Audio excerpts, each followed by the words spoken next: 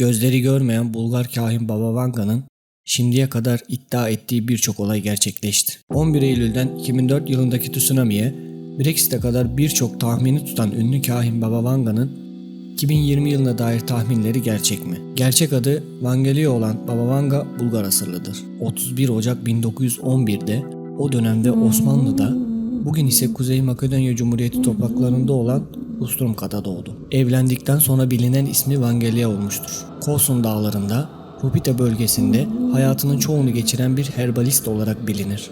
Dünyada milyonlarca insan paranormal yeteneklerinin sahip olduğunu düşünüyor. İkinci Dünya Savaşı sırasında Nazi lideri Adolf Hitler tarafından bizzat yerinde ziyaret edilen Rus gizli servisi KGB'nin bile tavsiyeler aldığı bir kadın. Sıradan bir insan olmadığı herkes tarafından kabul görmüştür.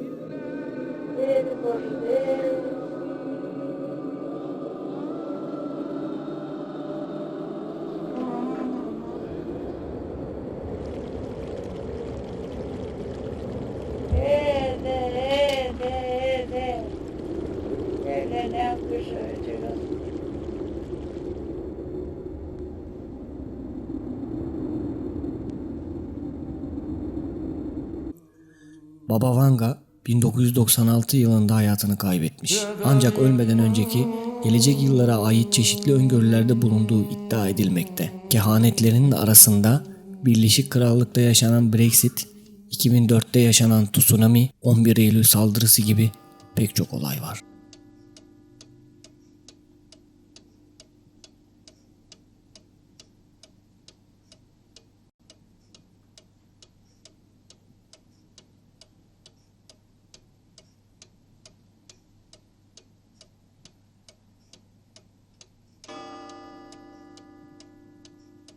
...1996 yılında ölen Baba Vanga'nın 2020 yılına dair kehanetlerde bulunuyor. Peki geleceğe yönelik bahsedilen 2020-2021 yılı için gördüğümüz kehanetler arasında neler var? ABD ve Rusya'nın devlet başkanlarına yönelik suikast iddialarına yer verdiği kehanetler arasında. Kada saloni, kada gledam. Ko umre? Otpućena. Evo te dva groba ima. Ima baba i deda tamo. Ja dva groba. Детенце са маленко. Малко, да, 12 години. Твое дете? Мое. Кола неговата това? Кола. Я колата.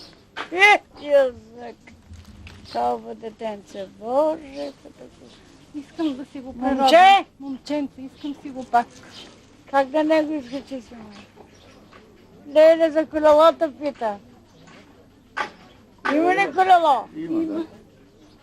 Baba Vanga tarafından paylaşıldığı iddia edilen bilgilere göre Trump'ın yaşayacağı bir hastalık nedeniyle sağır kalacağı ve daha sonra beyin tümörü ile uğraşacağı bildiriliyor. Rusya Devlet Başkanı Vladimir Putin ise Kremlin'de bir suikaste kurban gideceği belirtilen iddialar arasında. Baba Vanga ölmeden önce onunla tanışan ve şu anda 73 yaşında olan Bulgar sporcu Neyska Stefana sosyal medya hesabında şunları paylaştı. Baba Vanga, onu yıllar önce ziyaret ettiğimde bana "Neska, korona hepimizin üzerinde olacak" demişti. O zaman ne demek istediğini anlayamamıştım. Çünkü koruma kelimesi Bulgarca'da taç anlamına geliyordu. Bunun bütün ülkenin Rusya'nın koruması altında olacağına yormuştum. Fakat durumu şimdi çok daha iyi anlıyorum diye bir paylaşımda bulunmuştu. Baba Vanga'nın evrendeki hayatın sona ereceği tarih içinde bir tahmini var. Aynı zamanda ilerleyen yıllarda dünyanın salgın hastalıklarla uğraşacağı da tahminleri arasında. İşte Baba Vanga'nın bütün dünyanın ilgisini çeken, dünyanın yok olmasıyla ve evrenin sona ermesiyle ilgili kehanetleri. 2023 Yerkürenin yörüngesinde belli belirsiz bir değişiklik yaşanacak. 2025 Avrupa'da hala çok az insan yaşıyor olacak. 2028 yeni bir enerji çeşidi geliştirilecek. Büyük olasılıkla kontrol altına alınmış termonükleer reaksiyon. Yavaş yavaş açlığın önüne geçilecek. İçinde insan bulunan bir uzay gemisi Venüs'e yollanacak. 2033 Kutuptaki buzullar eridikçe yerkürenin su seviyesi artacak. 2043 Dünya ekonomisi çok iyi durumda olacak. Müslümanlar Avrupa'nın hakimi olacak. 2046 Tüm vücut organları yeniden üretilip çoğaltılabilecek. Hastalanan organın yerine yenisinin konması en çok kullanılan ve en basit tedavi yöntemi olacak. 2066 Amerika Birleşik Devletleri Müslümanların kontrolü altındaki Roma'ya karşı iklim değiştiren bir silah kullanacak. Bunun sonucunda sıcaklıkta ani ve keskin bir düşüş yaşanacak. 2076 Sınıfsız bir toplum düzeni sunan komünizm tüm dünyaya hakim olacak. 2084 Doğa yeniden canlanacak. 2088 İnsanların saniyeler içinde yaşlanmasına sebep olan yeni bir hastalık türeyecek. Hızlı yaşlanma hastalığı tedavi edilecek.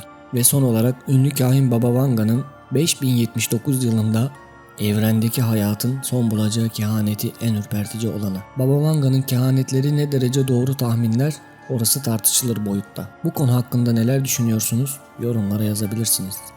Bir sonraki videoda görüşmek üzere.